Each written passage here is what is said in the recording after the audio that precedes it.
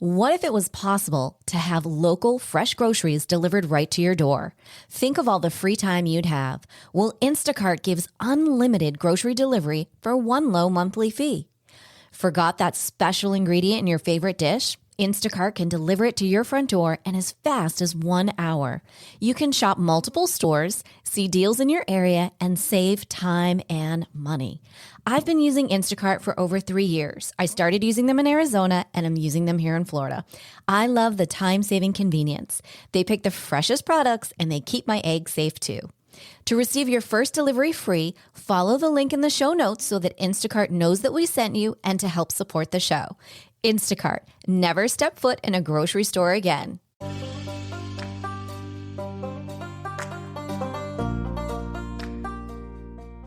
Welcome to Empowered Within, a soul-quenching, transformational podcast that will set your soul on fire through candid and inspiring conversations. Leading experts, celebrities, healers, and I share our journeys of how we've overcome challenges to living an empowered life from within. I'm your host, Jennifer Pilates. Welcome to another episode of Empowered Within.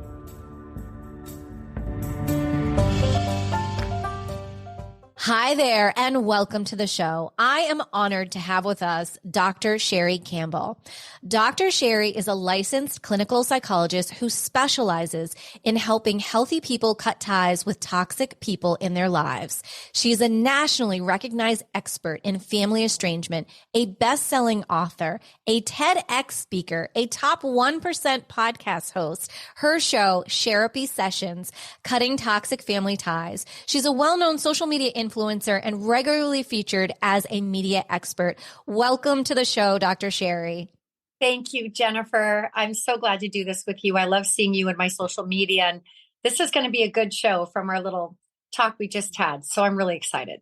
I'm excited too. We just had a whole hoedown free off air. So let's dive right in because I want to start from the beginning and then we'll bring it through everything. How did your journey begin to become an expert on toxic family members? With really very little intention, to be quite honest. I think it started when I was being scapegoated as a child and got thrown in therapy. And then to my family's demise, I actually had a really good therapist and my life started changing then. I knew I wanted to be a psychologist and it started there, but it took me 45 years, so almost 5 decades to really understand that I needed to cut off from my family to have any sense of happiness in my life. I tried everything to stay connected and the abuse only got worse. And it really took me having my own child. So even in my career, my PhD, I was 33 and I had a baby at 33. And by 45, it had all ended with my family. So my career even didn't start changing direction and into writing books and doing this kind of stuff until I was well into my 40s. And from 30 to 42, I think I was just like, this isn't okay. I don't like it the way I feel when they're around my daughter. I'm starting to recognize like I'm the scapegoat of this family and I've been the bad kid my whole life and just how deeply it affected me, how difficult both my parents by intent wanted my life to be, how much failure they wanted me to have, that they would try to make me have. So I couldn't escape the system. And I escaped. And then I started writing. But I was really cut off by my brother and father due to my first book that I self-published.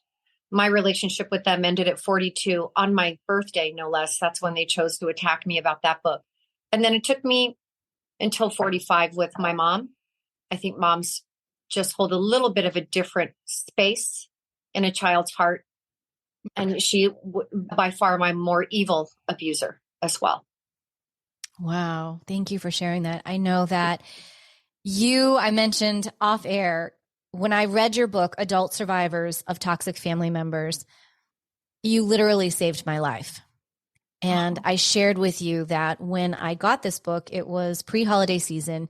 And when I opened it, I was guided to read towards the back of the book. And had I not read that section, I would not have been mentally or emotionally prepared for what was to come during the holiday season with my family.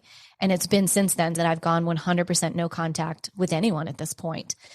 And so I really want to you talk about this being the silent epidemic. And I'd love for you to share what that means so people get it, because it really is something that hasn't been spoken of. And you and I have talked, we're both in our 50s, and this isn't something that you would ever speak of before. No, we really weren't allowed. And no one was speaking about no contact with family before me. I thought I was going to get run off planet Earth, or like no one would read my book, because my first book is called But It's Your Family, right? And it's cutting ties with toxic family. And that's in the title. So I just could have had no forethought that it would be here. And I even thought I was half out of my mind to even publish it, because I'm like, I'm just asking to be abused. So it's a silent epidemic because children are seen as owned by the parent in this society, that they own us more like a piece of property rather than as a human being with needs and feelings of their own. And it's more of a dictatorship than a democracy. We're not allowed individuality. Our parents are grossly immature. Children are raising parents instead of parents raising children. Thought, I can't be the only one who doesn't want contact with their family. I can't be. And I just started doing research, and certain authors put out statistics, and I found out, and this is only what's reported, is 1 in 4. So 25% of adult children cut off from their parents for some period of time. And then there's all these other statistics on how many cut off with their mothers and why, and their fathers and why, and things like that. But I couldn't believe 25%, and that is only what's reported. How many are just so scared to say that they either want to or have, but they keep it a secret for the fear of the societal backlash, which is really what my TED Talk talks about, is we aren't allowed to talk about the problematic character of parents in a culturally open and safe space. But parents can go out, smear their kids, trash their kids in any which way they want, and it's considered tough love and a bad kid. It's so unbalanced. It really is. It's so unbalanced. And when you talk about the abuse and the methods of abuse, because there's so many, will you share that? Because I feel that there's so many people that are like, what are they talking about? Yeah, my parents are crazy, but whatever. And for years, like you're saying, I went different times throughout my life going no contact. And it wasn't until there's always this big final done moment is what I have come across with meeting people. And after years of trying, this isn't something that people hope and go, oh, it's not a fad. This isn't something that you want, but you're literally trying to save your own life at this point. And I wonder if you can speak to that, because so many people don't understand that aspect of it. I explain it as, if there's a bag and people are, your parents are filling one rock at a time full of abuse. And the way that these types of character disordered parents work is they don't want to focus on the rocks that are in the bag.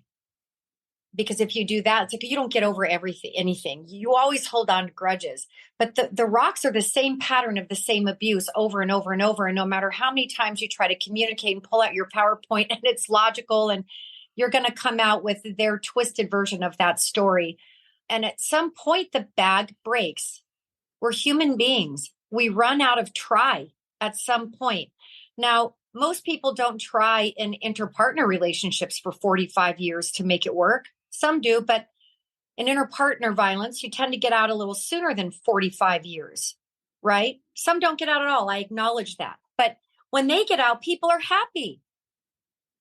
So why is someone not happy for my freedom? Because it's my parent and you just assume all parents are good? Not all parents are good. That's the title of my TED Talk. It's really that simple. Not all parents are bad. I am a parent. I see good parents all around me. The methods of abuse of parents, though, are very easy to gaslight, gaslighting being one of their methods, right? Emotional abuse really isn't visible by physical markers, right? But I'll tell you, it's potent enough to break your heart and your spirit for your lifetime. And to this day, I will always have moments where I just fall into the abyss of a trigger or something, when you are made to feel like you are not worthy and that your job is to walk around on a delicate eggshell walk to manage the moods of your parents for your parents, that is coercive abuse, period. That is not a child's responsibility. Parents are obligated to children. They brought us here. We didn't choose to come here. They are responsible enough to bring us here, then the obligation should go parent to child. Children should not be obligated to parents. We don't have the skill set. So I spent my life surviving and in fear. And I was totally defeated emotionally every single day. I was made to feel I was stupid, annoying, a burden, a sacrifice they didn't want to make. I was never good enough. I wasn't pretty enough. I wasn't smart enough. I was nothing enough. I'd walk into a room and it'd be like, oh, she's here. Mm-hmm. Yeah. What do I do with that when I can't provide food, home, and shelter for myself? I have to live in it, period. Right. And so many do, and so many still do. That's Absolutely. Not love. And then they will flaunt how nice they can be to someone else's children in front of you. It's unbelievable, the savagery that these parents act out on their children. Yeah.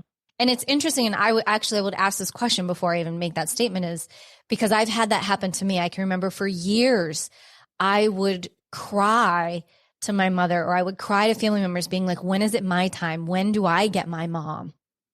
And meanwhile, she showed up for their birthdays, for this, for that. But when it came to me, it was never. When I did cry to family members about this, they'd be like, you're being dramatic. You're being dramatic. So I had a sibling, male, older, and he was never treated the way I was. I think character disordered mothers hate their little girls. They compete with their little girls. I think these mothers in general, because I think my brother is abused. I think he's enabled. I think that's abuse as well. And she enables him to be a really horrible person in private. And then they keep each other's secrets because he's the shiny penny and that's his role. He makes her look good.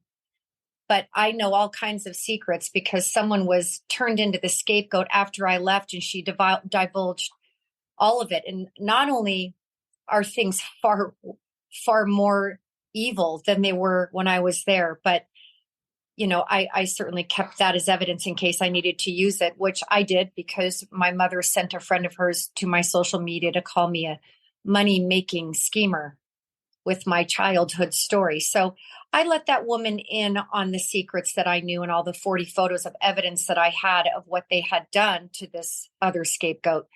And I thought maybe if they know that I have this information, maybe they probably won't send another person my way as a flying monkey to call me a fake. I think my message got across because that woman deactivated her Facebook account. And that isn't my story to tell at this point.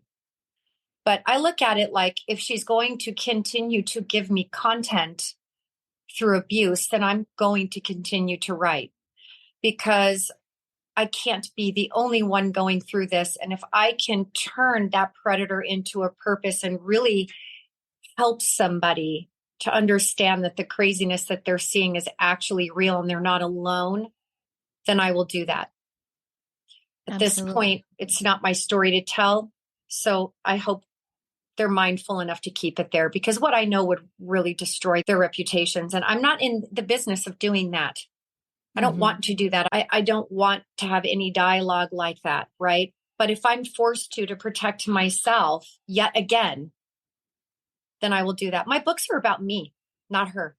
So when you watch that they can be socially one way, even to another sibling, it's even more marked to you that you're flawed, you're bad, you're not loved, and all the same tears that you had, I felt like, when am I ever going to matter? And also, why am I so bad? I'm sorry I'm bad. I don't know why I'm bad. but I've got to be bad. And then I was angry and I was hurting and I was yelling and they didn't give a shit about me. So I didn't give a shit about me. And it turned into that. And that's exactly what they wanted. Very sick families need a scapegoat. So in my new book, I went and I said, going from scapegoat to escape, GOAT. Absolutely. We're the And truth tellers. So, and it takes time. And for those people that are maybe unfamiliar, I didn't really understand the word scapegoat till I read your book. yeah. And then that's when all of the pieces fell into place for me. Will you share for those that are out there who don't understand what that means? What is the scapegoat? The scapegoat is the person that the family projects all the family dysfunction onto for that person to carry. So it's their way of avoiding responsibility. Like, this family would be perfect, but we just have this one really hard kid. But no one knows that that child is being abused emotionally. They'll say stuff like, my mom would do some pretty cutting things verbally to me publicly. And I would notice that other people would notice. And I'd be like, right? But I'd get kissed, she didn't mean it that way. She's your mom, Sherrie. I know it sounded bad, but I know your mom. And she would talk about how she loved me to other people. Mm-hmm. But at home and everywhere we were alone, that was not love. She wanted to drive me insane. And she did. And then she'd call me the abuser. And that's how you get scapegoated. It's all projection. In your first book that I read, The Adult Survivors of Toxic Family Members, you gave an example. And when I got to this example, I almost called you at that moment because it was a mother saying to a daughter, I just can't say or do anything right with you. And I went on repeat every day of my childhood. Did you call my mother? I couldn't. And I thought, did they go to the same school?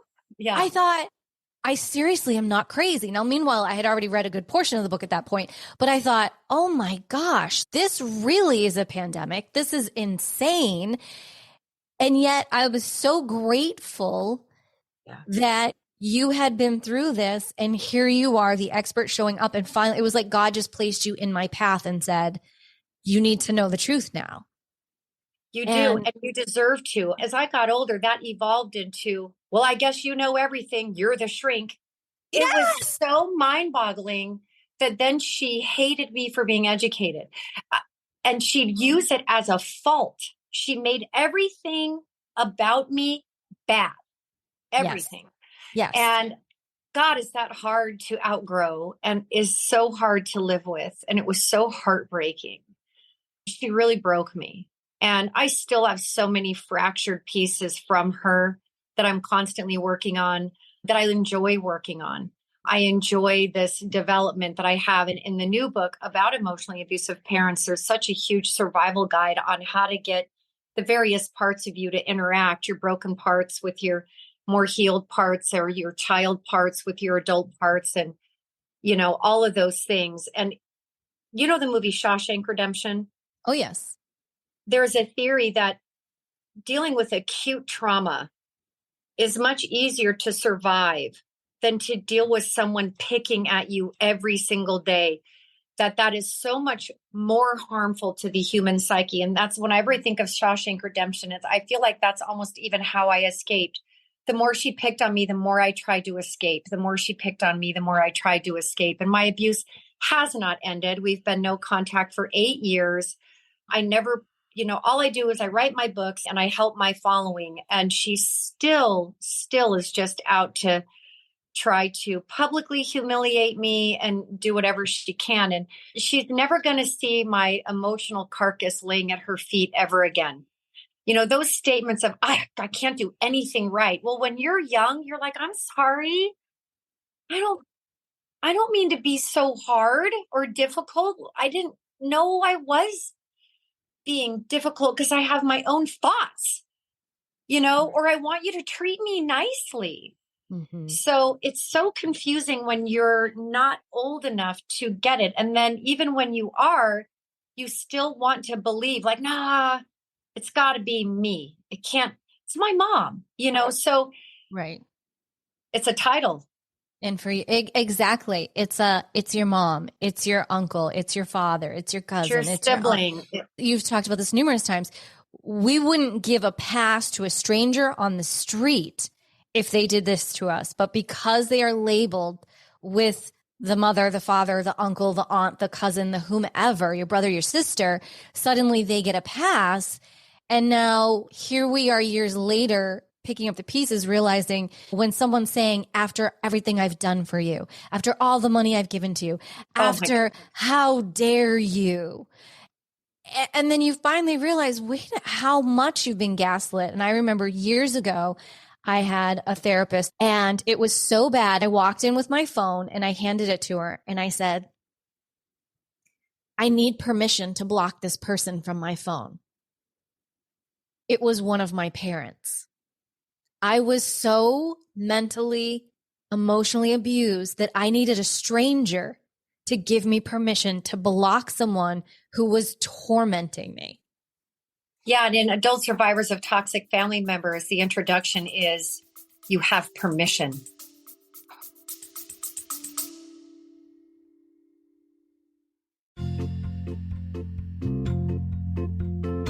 Are you ready to lose inches, increase strength, and tone your body from head to toe? Are you ready for a total body, mind, and spirit transformation? I am excited to announce that I am launching my exclusive 8-week Pilates Return to Life training program. This will give you an opportunity to have a total body, mind, and spirit transformation of health and wellness to a new lifestyle. Imagine in 7 days you will feel a difference, in 14 days you will see a difference, and in 8 weeks you will have your new Pilates body. So what do you say? Want to join me on the mat? Head over to jenniferpilates.com today. Space is limited. Use a special promo code EW and the word special, EW special, to receive $200 off while space is available. Head on over to jenniferpilates.com and I'll see you on the mat.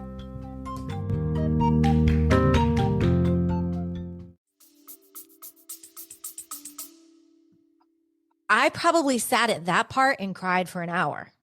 I know. I so get it. Yeah. You know, when no contact happened, I was actually cut off.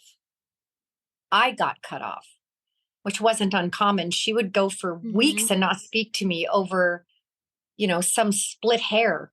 And she cut me off again over a very small incident. And I was just like, I can't do this anymore. Right. She can fix it this time. It's been 8 years. And I'm glad you just mentioned that because I want you to share the difference between going no contact versus silent treatment. Because we've all had it from the narcissistic and toxic people. I can remember being a child, my mother allowed her husband not to talk to me for 6 months in our house. Mm-hmm. Making you feel totally unwelcome and not chosen. Yes. So no contact and the silent treatment, I make sure I differentiate that for people in my books. And also now it would be called cancel culture, right? True. The silent treatment is a game to get someone else to feel abandoned so that that person not wanting to be abandoned will fix the problem. So the silent treatment is designed to get the other person to fix the problem. It's a game. When a parent, the leader who provides for the child, silences the child, it will put the child into so much fear. That child will start doing extra chores to do anything to mend that horrible gaping space. And they have to earn the parent's love back, which is disgusting. Children shouldn't have to earn love. They should rest in it, by the way. No contact is about it's over. So the silent treatment and no contact both involve silence. So there is a commonality. It's understandable that people, see them as the same, but no contact is about giving the survivor relief. It's finally over, and that survivor wants no contact. I never had contact.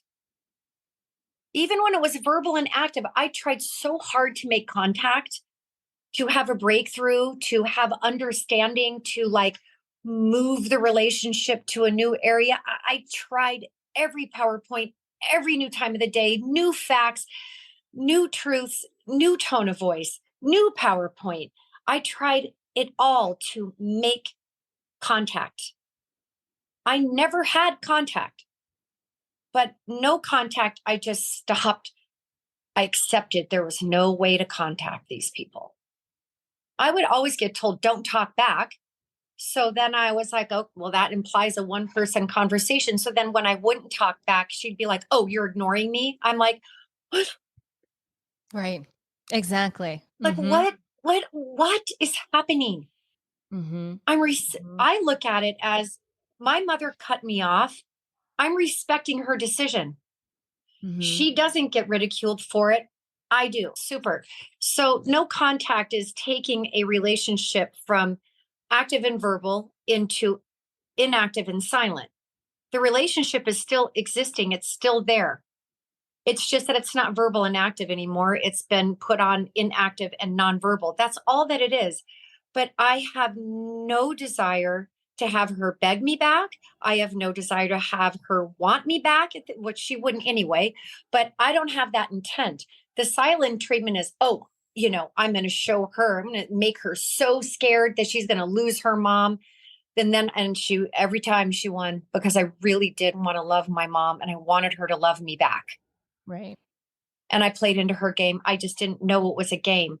I just knew that I was not someone she loved, and that I kept thinking if I was just someone different, more like what she wanted, then maybe she'd love me. And so I kept trying to figure out what that was.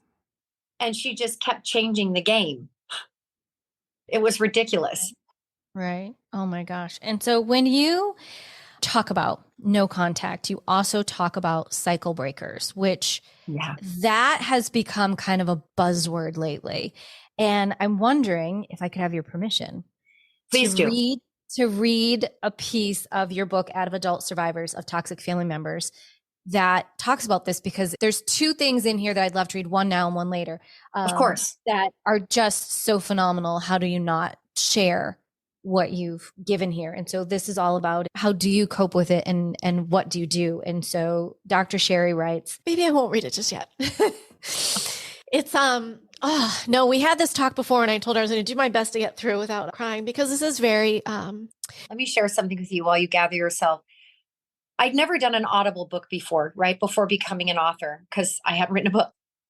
So I didn't realize the power of reading out loud.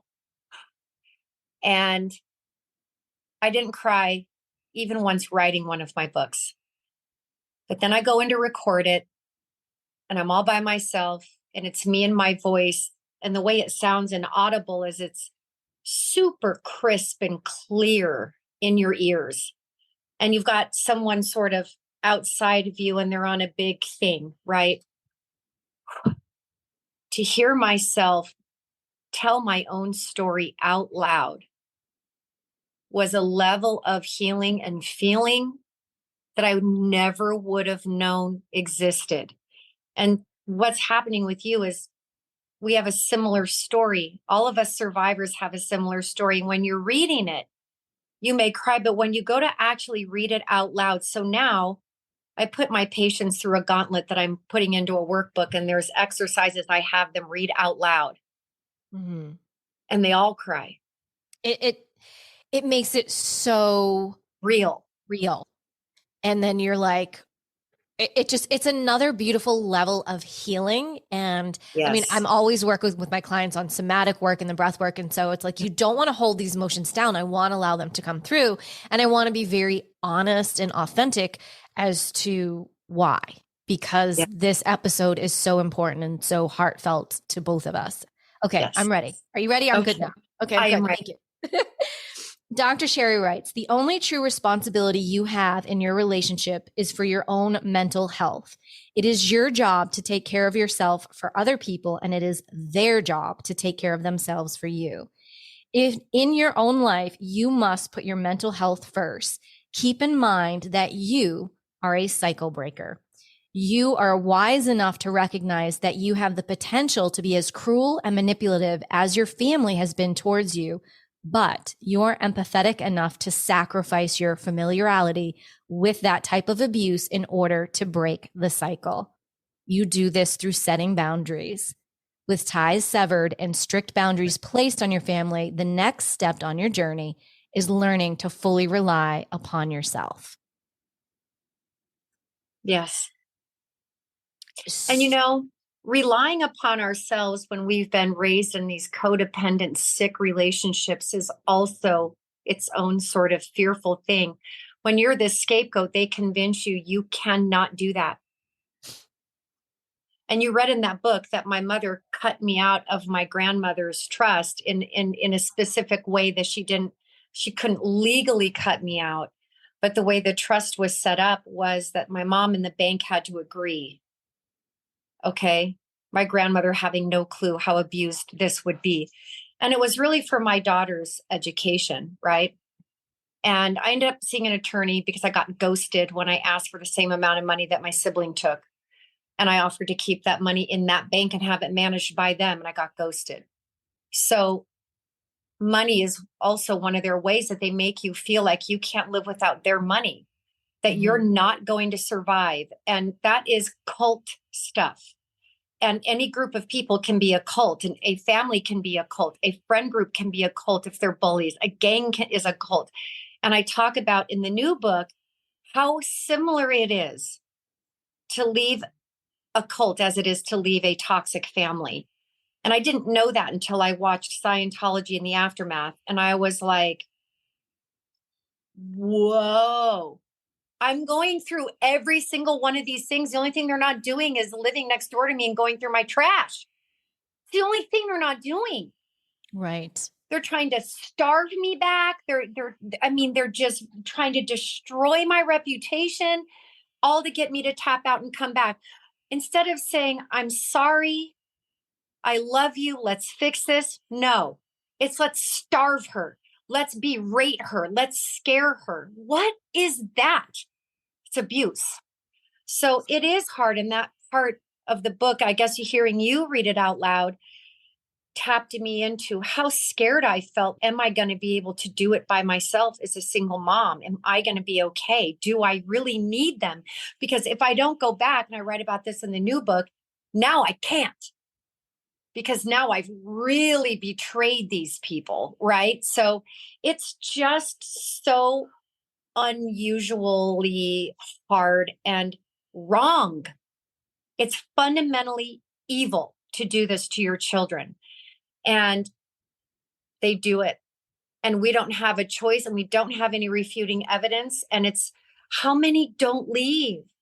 That just breaks my heart.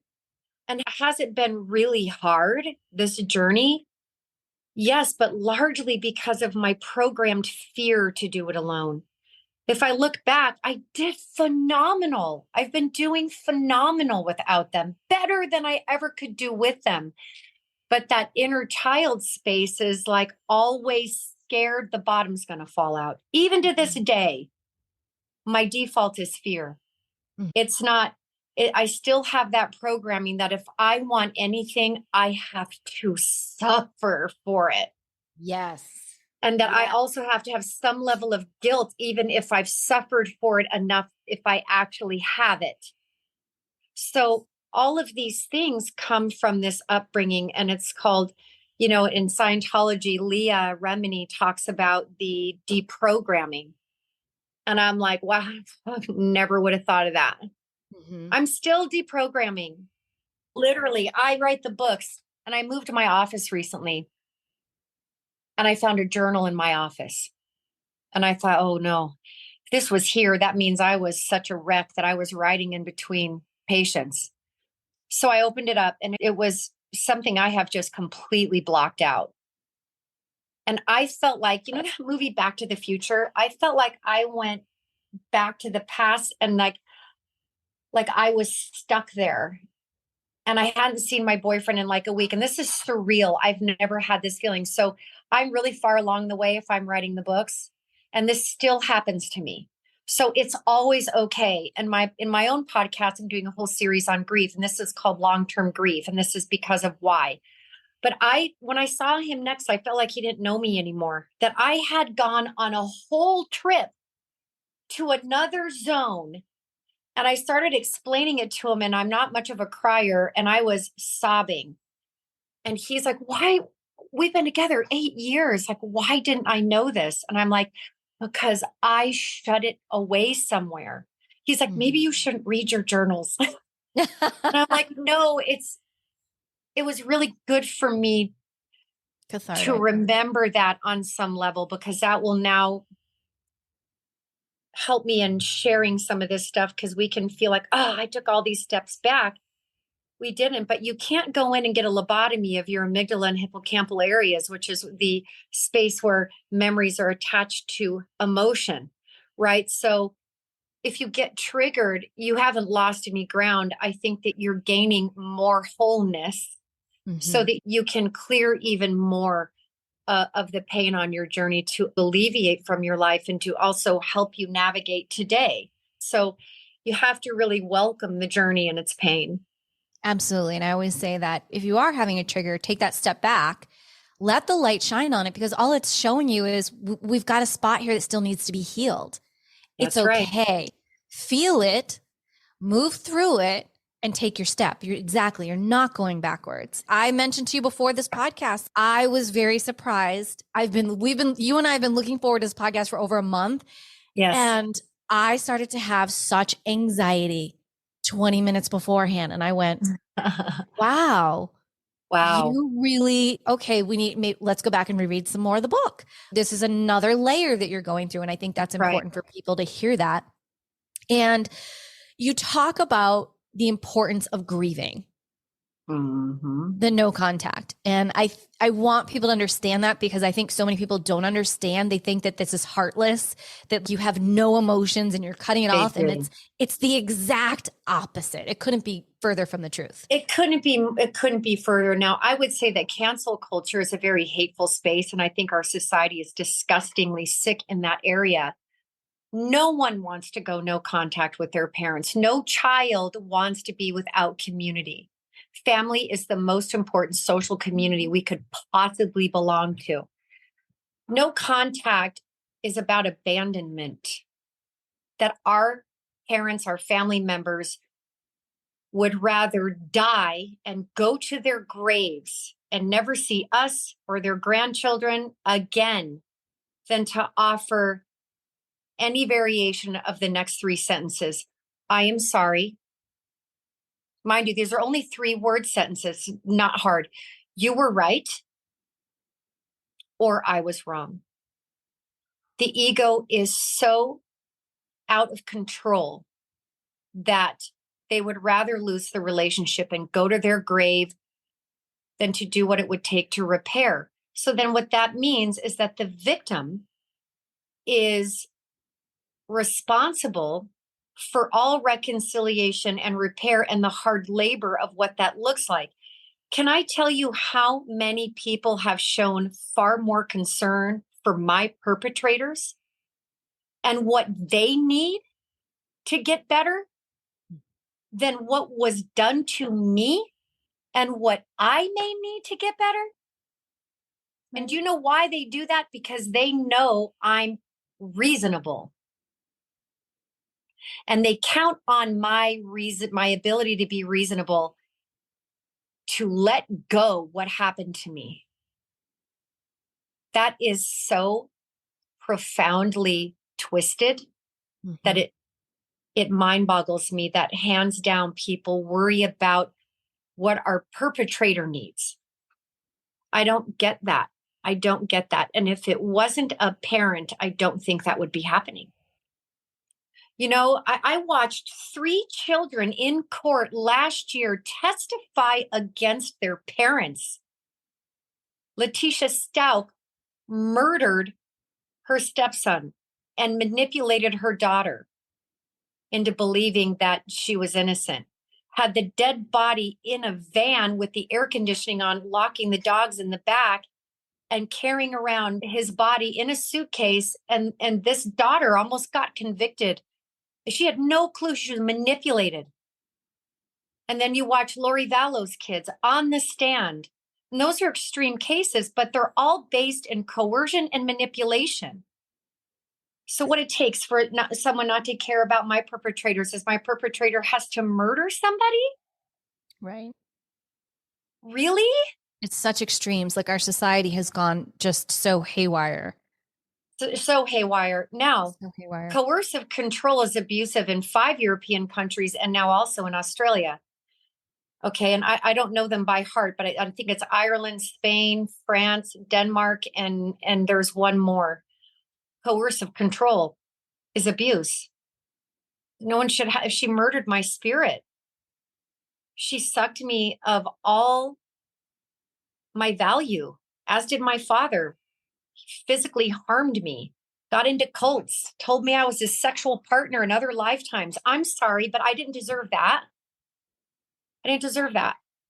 No. So these things need to come out, and shows like this make it real for people. This doesn't serve me.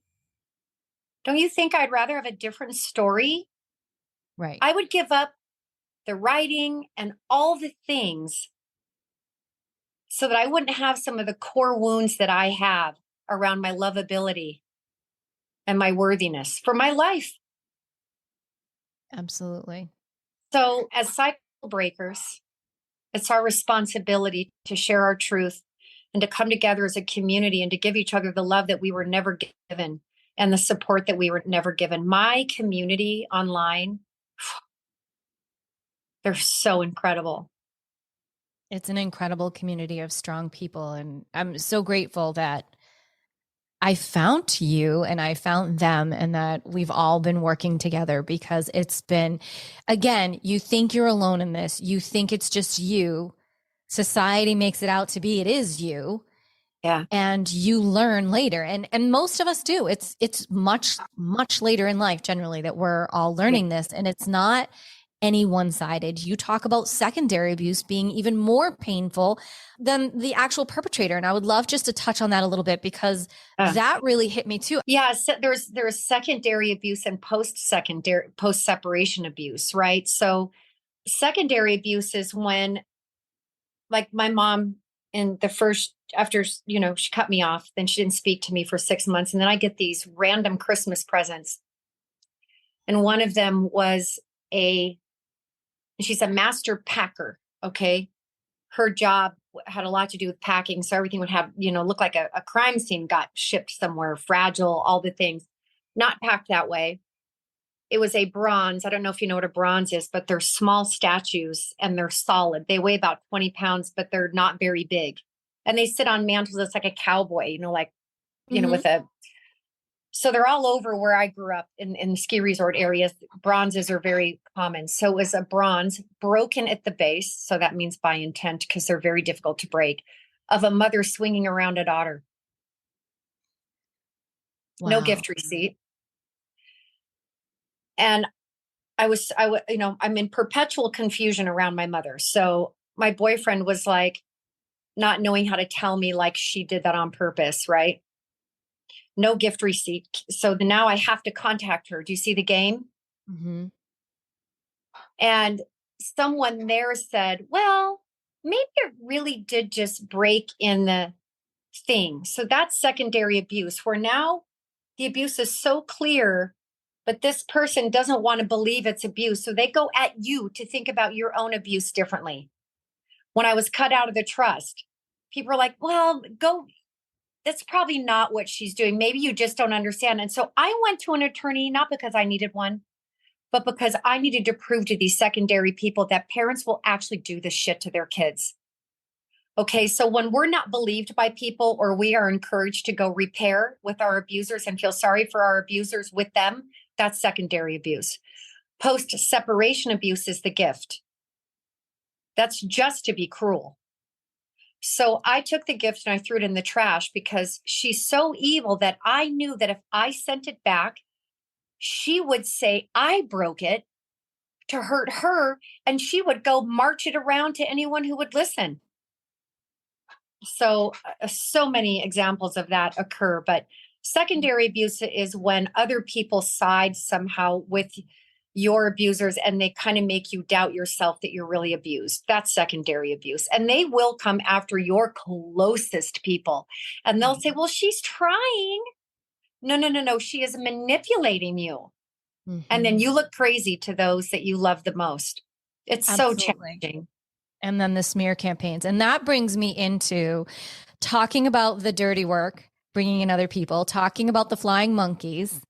That's where your book saved my tail going into the holidays, because it literally was a playbook. I could, every time I just kept turning the page, I'm like, oh, there it is. There it is. And so, yeah, definitely share that, because I think that's where people, again, you can get very tripped up. And there was one, I had an incident and I was like, no, I know my truth. Yeah. And I need to stand that. I need to keep that boundary. I've learned even since I wrote that book that not all flying monkeys are created equal. So true. Flying monkeys are the people that are sort of the middlemen between you and your family mostly. But they will also send really random ones, which I got recently, which I shared before we talked. And my typical advice is to gray rock the monkey if you don't want to lose your attachment to them, which is a show coming up I have next, is protecting those middlemen relationships, which is in that book. I just did an episode on it. I shared with you earlier that my mother had sent a monkey to my page after a very famous podcast I was on. It had gotten around to her, apparently, that I was on the show. And so instead of using someone from the small town that I was raised in, she reached out to someone who I haven't seen since I was 3. And I had a really hard time placing her name, but I'd made an advertisement of Toxic Family Survival Guide, and it was a picture of all my books. And she came on and said that she was my mom's best friend and that she's known me and was in my life in junior high, which is not true. And that I've turned my childhood story into a money-making scheme. No one has actually witnessed my abuse. So I decided that this was a monkey I was going to confront, because they don't know what I know from the other scapegoat that had reached out to me 3 years ago. I've never done anything with that information, by the way. But now it was time, because I don't need another person coming to my place of work, to my Facebook page of almost 200,000 followers, to call me a liar. I'm her child still. So I decided to write her a tasteful, articulate letter that if she was there, where was she when? Made a nice long list. She deactivated her Facebook account. She didn't need to do that. She can block me. Yeah. But the truth does land in that way. She lied. I did a background check on her just to be sure that she didn't ever live where I grew up, because she didn't. She didn't have a registered address there. So she wasn't in my life in junior high. And the only reason I remember her is because it's my first memory of my mother punishing me. My mom was trashing this woman behind her back and making fun of her in front of a crowd of people. And I'm 3. So I must have thought that was funny. So I was trying to copy my mom, copying her, and my mom,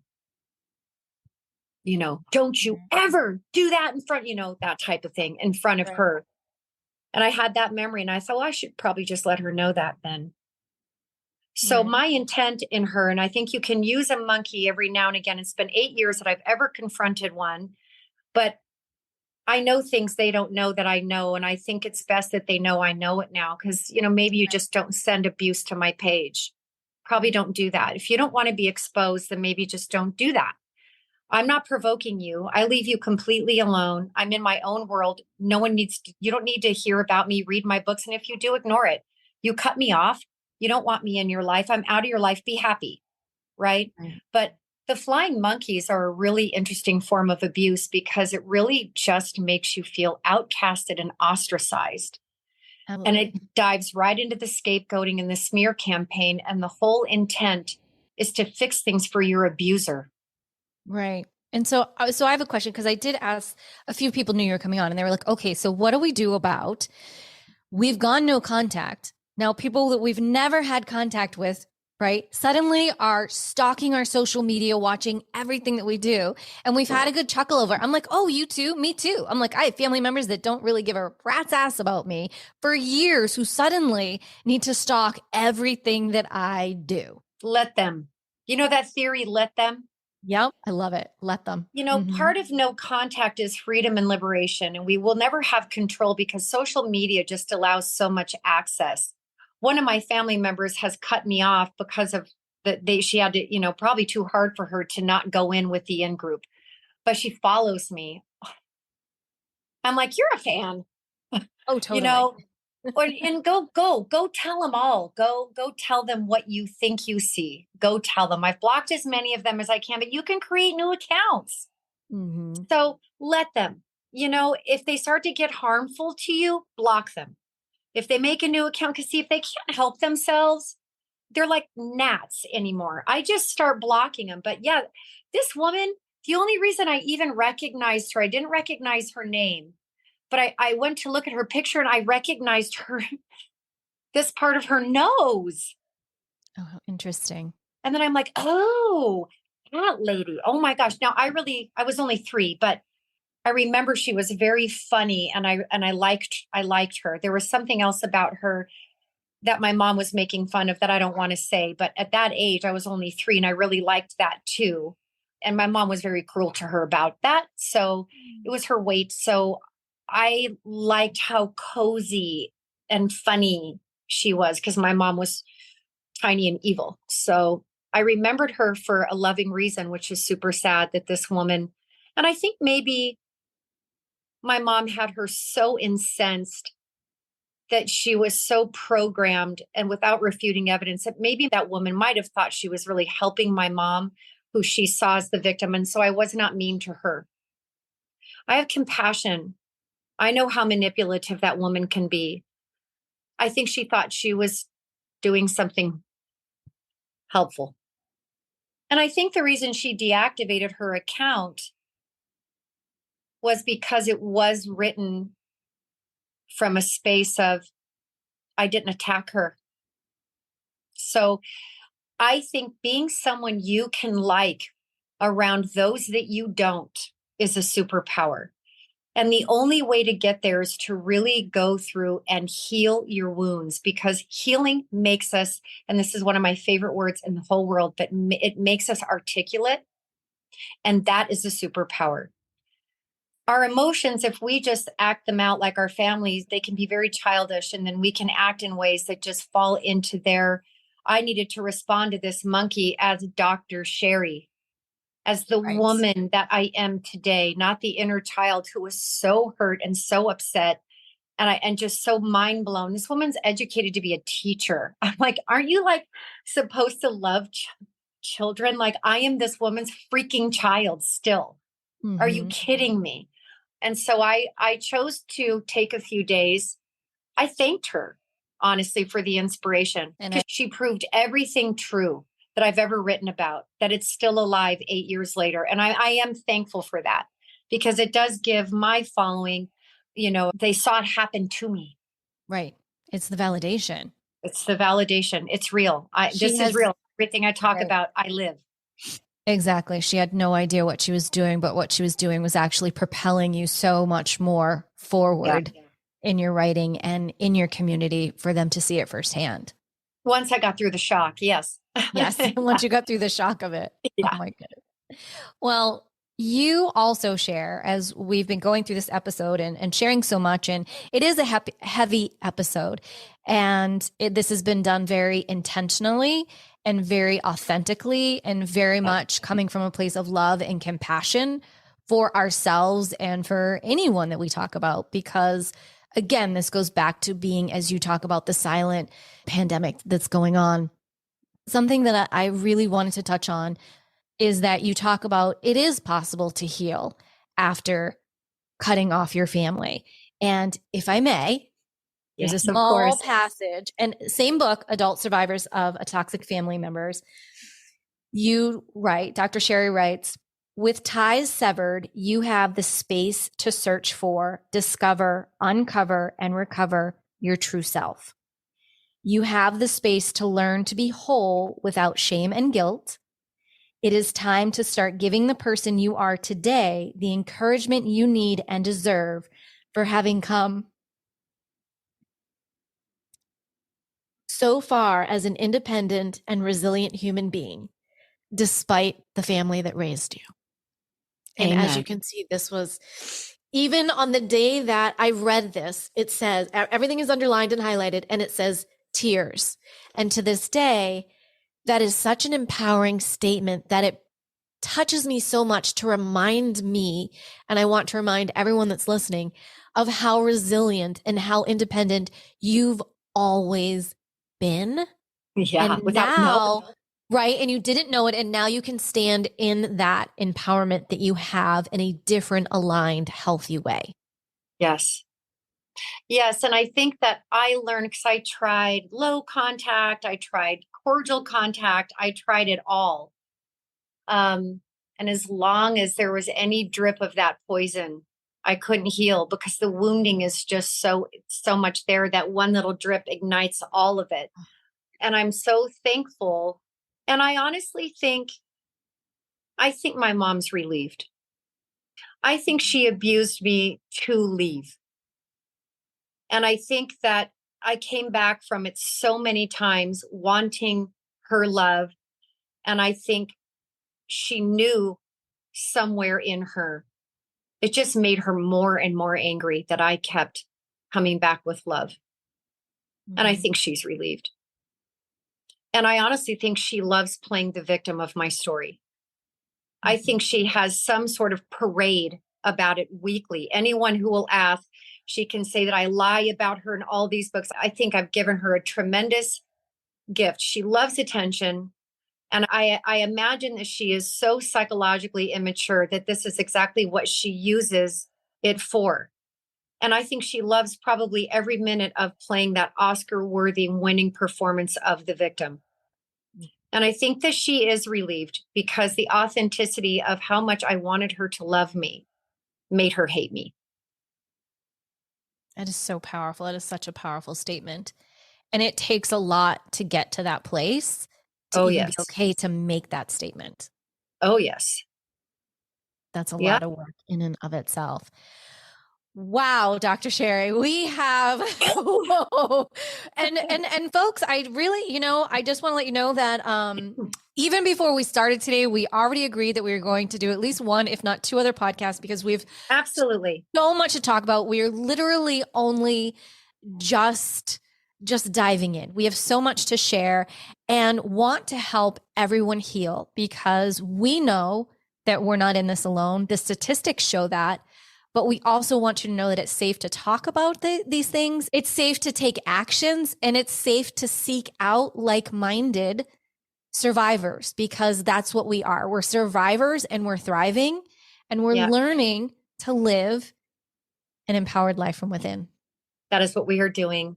Jennifer, thank you. Thank you for showing me what it's like to receive validation I've never received because I've always been the writer.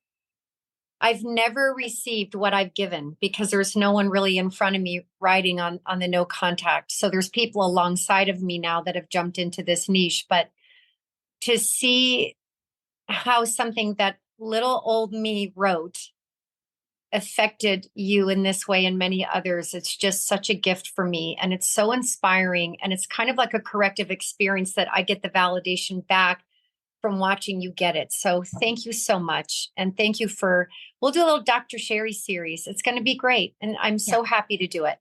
Thank you. I'm so excited too. And thank you so much. So as we close out the show today, yes, is there one last piece of inspiration that you would like to leave with the community? One of the lines in my TED Talk that I love is that children do not cause bad parents. Emotionally abusive and manipulative people become emotionally abusive and manipulative parents. They were abusers before we ever showed up. So I don't want any more children owning that their natural reactions that were negative to abuse make them bad and cause their parents to be that way. It's not true. Your abuse is real. It's happened. It's bad enough to be labeled as abuse. Thank you for that. That's You so bet. powerful. Thank you. You bet. And Dr. Sherrie, for those that want to reach out and contact you, where is the best place so that everyone can get your book and reach out and continue a conversation with you? Yeah, so drsherriecampbell.com is my website. All my books are there. I have almost 200,000 followers on Facebook, and that's under Sherrie Campbell, PhD. I want to transfer that over to Dr. Sherrie, but I'm struggling to do that with Facebook. And then I'm Dr. Sherrie on Insta and TikTok, which TikTok I just started. And I have a podcast, and all of that really is available on my website. So drsherriecampbell.com. Wonderful. And as always, all of Dr. Sherrie's information will be over in the show notes on jenniferpilates.com. So we'll have links to her and her book so that you too can begin your empowering healing journey. Thank you again, Dr. Sherrie, for being here. This You're has been so welcome. More than I can tell you. Thank you. Thank you. Thank you. Makes me cry again. I love you so much. Love you too. Love you too. Thank you. And as we say, everyone, until next time, may you live an empowered life from within. Yay!